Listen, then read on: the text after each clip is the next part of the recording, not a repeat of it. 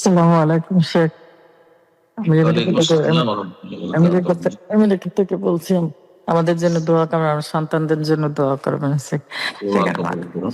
তৌফিক দান। শেখ, আমার একটা প্রশ্ন।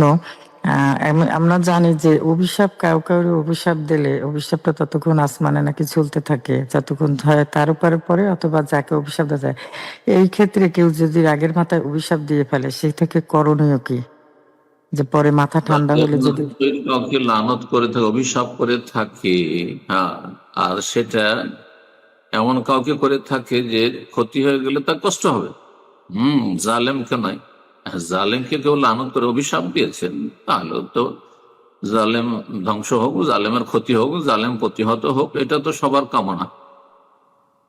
কিন্তু যদি অনেক সময় আপনজন, প্রিয়জন, ছেলে মেয়েদের উপর অসন্তুষ্ট হয়ে অভিশাপ দিয়ে থাকে, এটা মোটেই জায়েজ না। এটা নিজেরই ক্ষতি করছেন আপনি।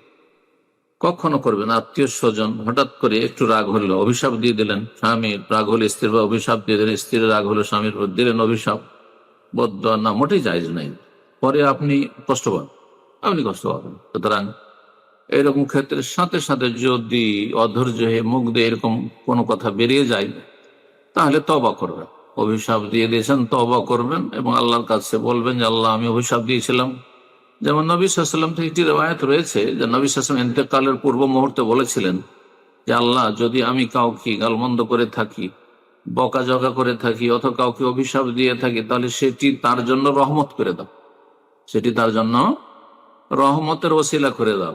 তো এই দোয়াটি খুবই সুন্দর দোয়া, নবী সাল্লাল্লাহু আলাইহি ওয়াসাল্লামের সুন্নাহ, যে আল্লাহ, যাকে আমি বদদোয়া দিয়েছি অথচ আমার প্রিয়জন, আপনজন, মুসলিম ভাই বোন, অথবা আমার স্বামী, আমার স্ত্রী, তাহলে আল্লাহ সেটিকে রহমতে পরিণত করে দাও, সেটি তার জন্য নেক দোয়ায় পরিণত করে দাও, তার কল্যাণ করে দাও। এইভাবে দোয়া করে আল্লাহ রাব্বুল আলামিন গফুরুর রহিম, আল্লাহ তওবা কবুল করবেন।